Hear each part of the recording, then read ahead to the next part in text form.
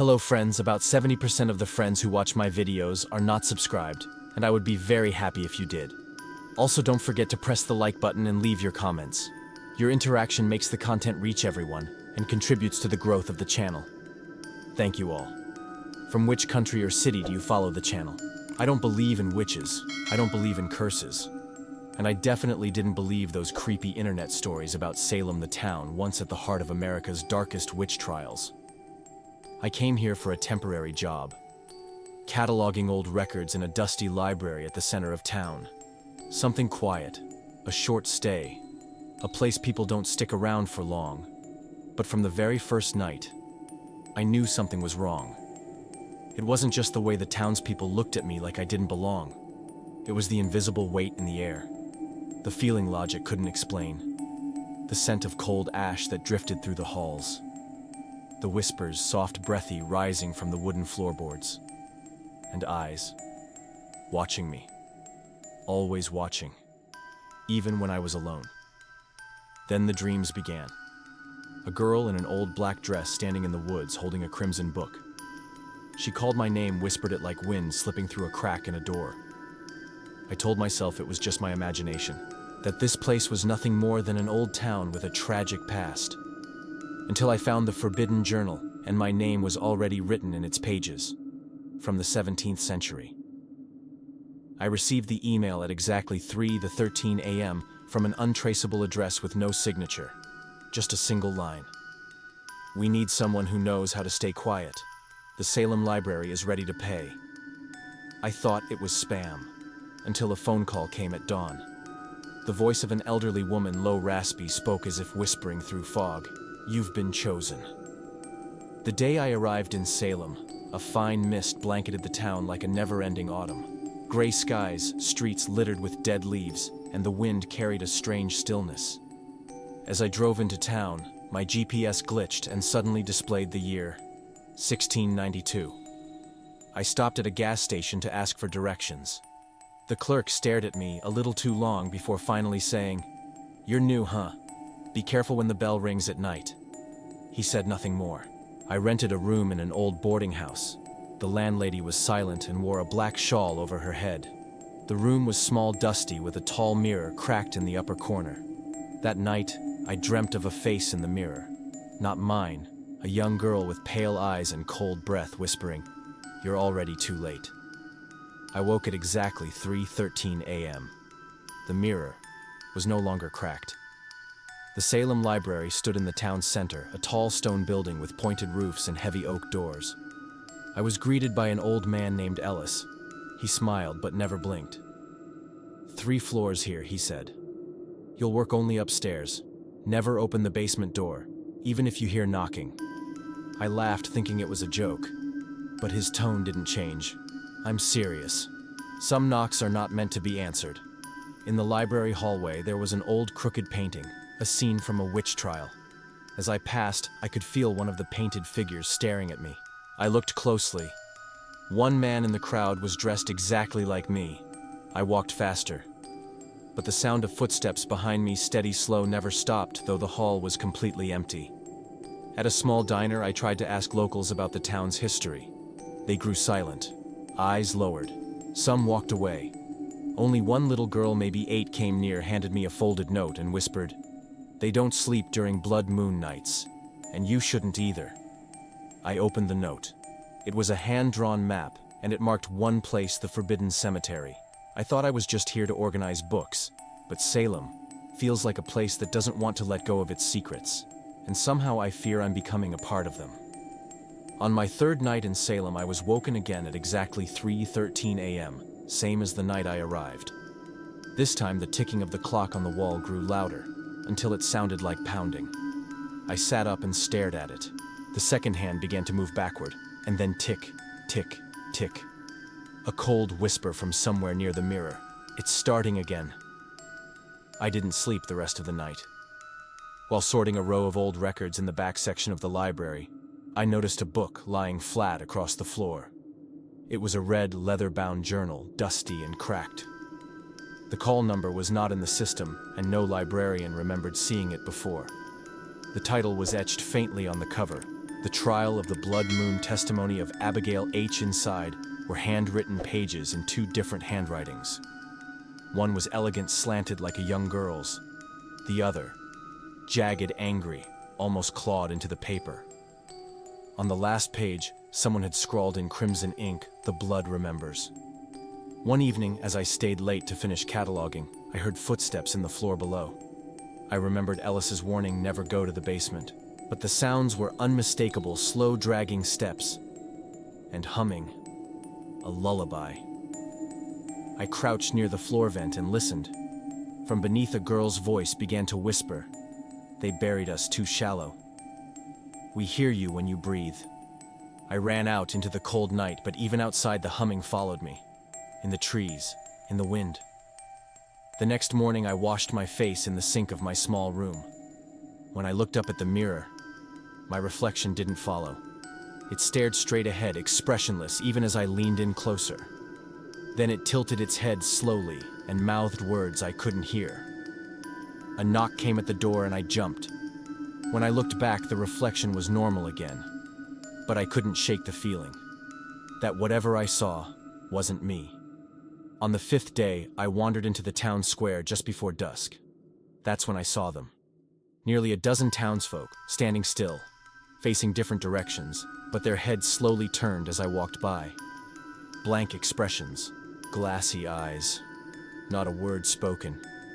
One of them, a young man in a tattered coat, smiled at me with blackened teeth and whispered, "We remember your blood." Then they turned away in unison like marionettes pulled by the same unseen strings.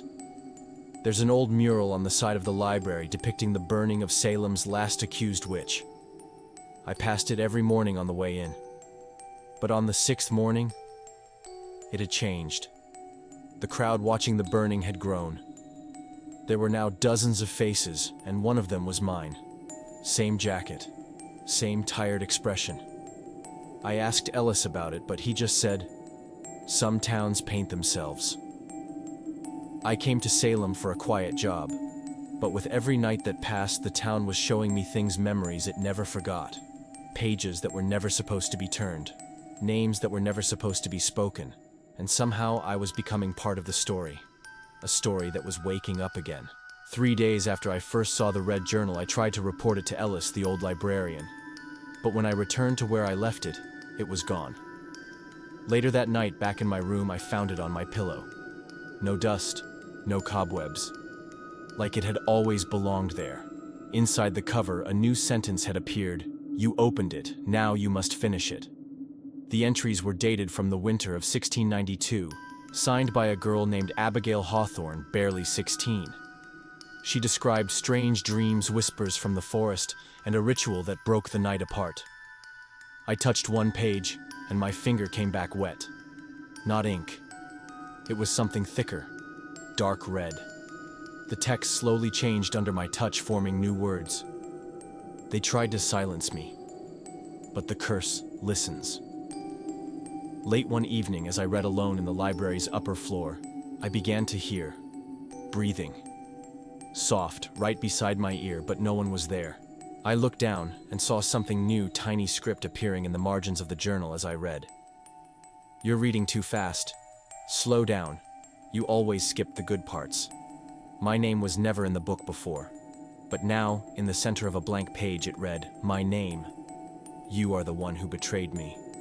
One passage was torn, burned along the edges, barely legible, but I made out part of it. The blood must come from the living kin. If he returns during the crimson moon, the ritual may be reversed. The fire must not touch the altar. It ended with a strange spiraled symbol drawn with a shaking hand. The symbol began to pulse faintly on the page like it was breathing. Later, I found that same symbol carved into the wall above my bed. The more I read, the more my nights blurred. I began seeing visions, not dreams, as if Abigail was pulling me back into her memories. I stood in cold woods in a circle of black candles. I heard chanting. I felt my own mouth whispering words I didn't know. In one vision, I saw Abigail chained, crying, blood dripping from her palms. She looked at me and whispered, "It was you, wasn't it? The one who handed me over." I woke up screaming. The journal was open beside me to a page I had never reached. There's one page I can't turn. No matter how hard I try, it won't lift. And every time I try, I hear something move behind me. Once I turned quickly and saw a flash of long black hair disappearing around the corner. The next morning, written in faint, shaky letters across the mirror, "Turn the page, and I turn you." The journal wasn't a diary. It was a trap. A prison built from guilt, blood, and unfinished revenge. And I had walked right into it. Now the pages write themselves. The ink bleeds. And Abigail, she's not finished with me yet. The map the little girl gave me kept burning in my pocket. I had tried to forget it, but every time I opened the forbidden journal, it would fall out even if I hadn't put it there. One cold evening, against every ounce of better judgment, I followed it. The trail led me to a rusted gate half covered in dead vines. Above it, a worn wooden sign barely clung to its hinges. Coven's End Cemetery closed. Since 1793, the lock was broken. Or maybe it had never been locked at all. As I stepped inside, the wind died. Graves leaned at odd angles. Some had no names, only symbols, spirals, stars, scratch marks. I passed one stone that was cold, not from the air, but from something deeper. I could hear breathing beneath it. Then from somewhere ahead came a soft sound, like someone humming. A child's lullaby. Off-key. Distant, yet sharp enough to freeze my blood. In the center of the cemetery was a stone altar broken in two with soot-stained edges. And just beyond it stood a figure. Motionless, cloaked in black face hidden by a hood. They weren't moving, but something in me screamed. They weren't still either. I should have turned around. I should have run. But I took a step forward, and the figure tilted its head as if acknowledging me. The air thickened. Fog rolled in unnaturally fast, curling around my ankles like fingers. I backed away slowly, but the fog followed, wrapping tighter. My flashlight flickered. From behind me, I heard footsteps. Slow, wet, as if someone was dragging something across the soil. I turned around, nothing there. I turned back to the altar and the figure was gone. I stumbled backward, disoriented, the fog closing in. Then I saw at a grave I hadn't noticed before. Fresh dirt, no moss, no wear, like it had just been dug. And on the headstone, my full name, date of death tomorrow. I fell to my knees, my breath caught in my chest.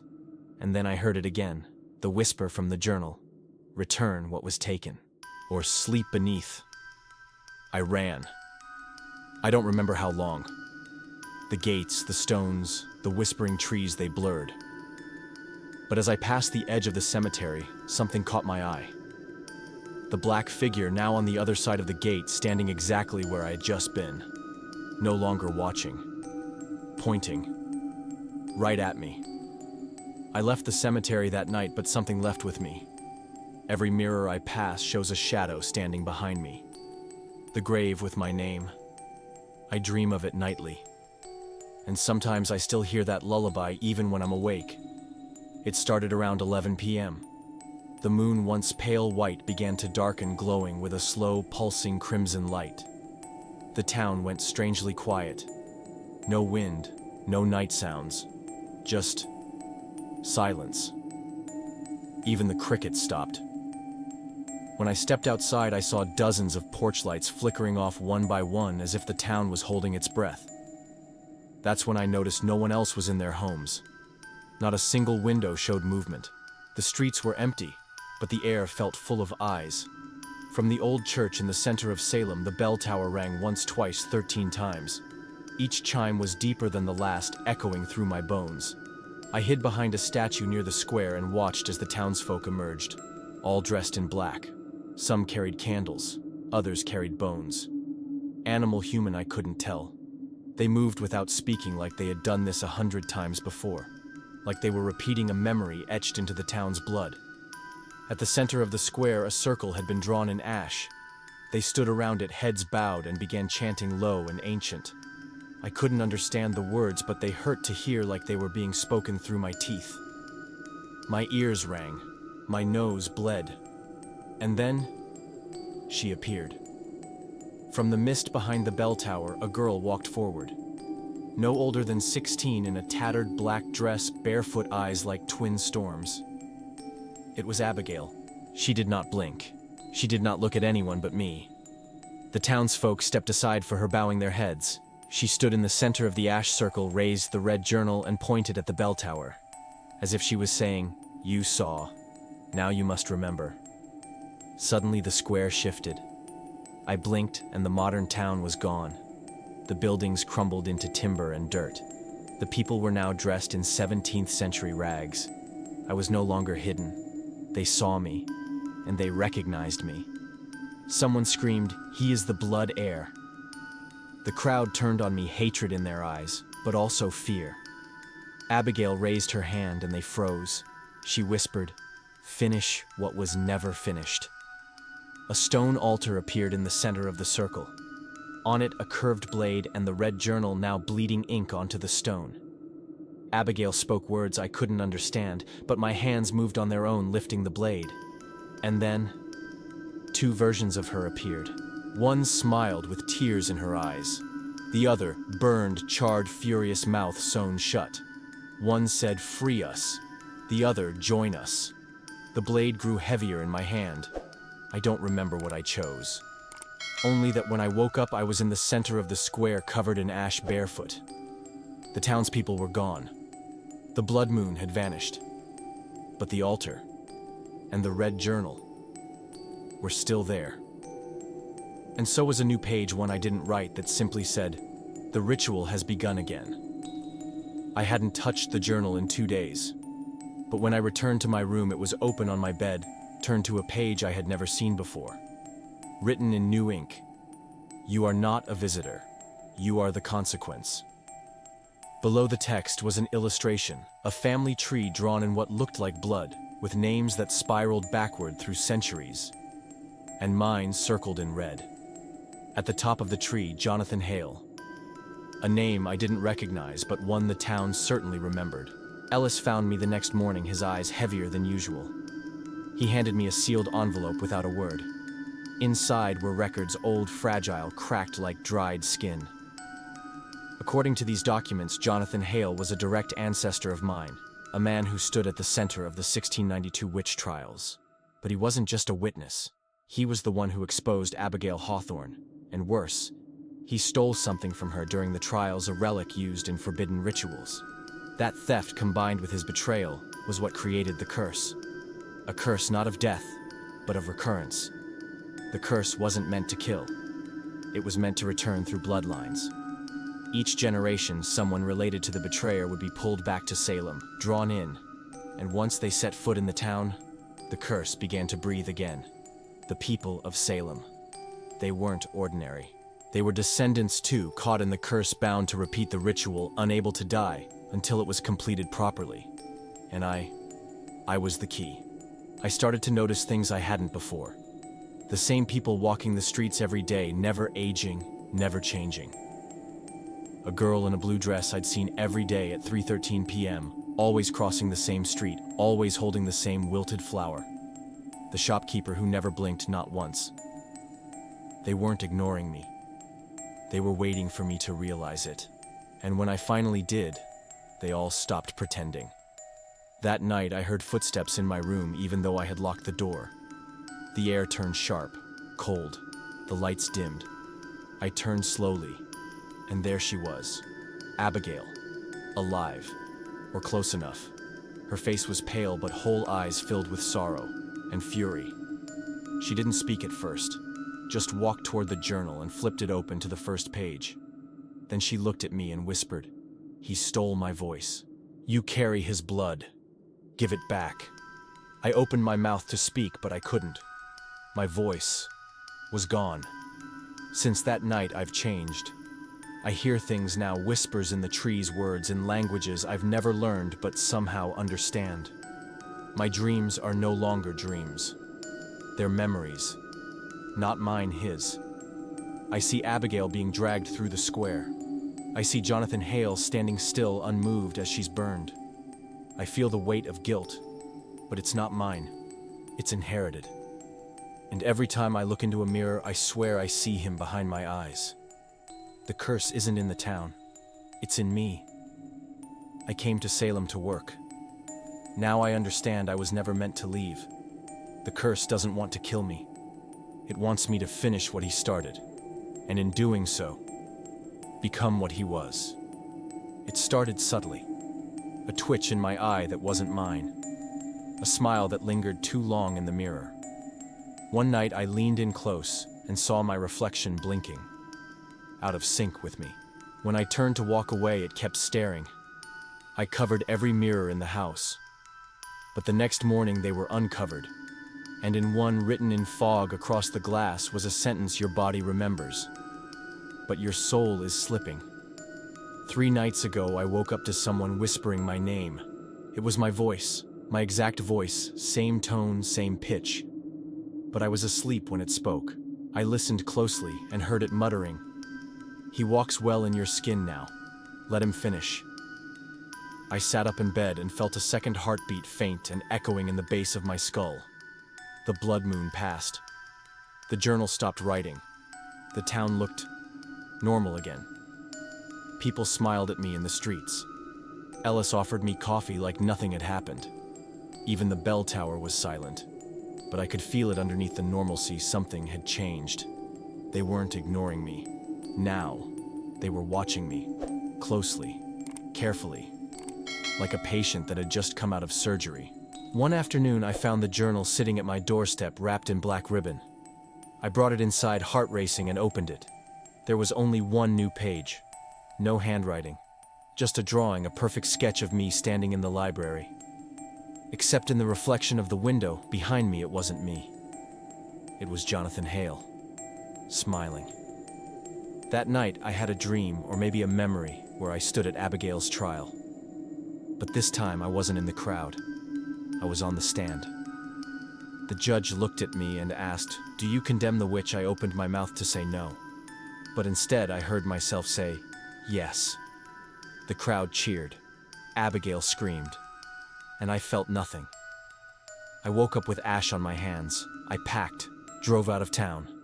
No GPS glitches, no blood moon, just trees and road. But as I passed the "Now Leaving Salem" sign, I saw a man standing at the edge of the forest, middle-aged, same clothes as me, same height, same face. He raised his hand, waved, and smiled. I slammed the brakes, heart pounding, but when I turned back, he was gone. Back in my room, I heard a voice reading aloud, slow, cold. It was me, reading from the journal. But I wasn't holding the book. It was open on the desk, turning its own pages. The words written were, "And he returned to where it all began, thinking he could stop it. But the curse doesn't end when you understand it. It ends when you become it." The final sentence had just one word. Welcome. I still walk the streets. I still wear my name. But the person behind my eyes, that's not me anymore. And the scariest part, no one can tell the difference. If you found this story valuable and interesting, please hit the like button. This really helps us bring you more good and valuable content. Leave a comment below and let us know what you think, what questions you have, or what topics you would like us to cover next. We love hearing from you. Of course, hit the subscribe button and turn on notifications so you never miss our next stories. Thank you for taking the time to read my stories.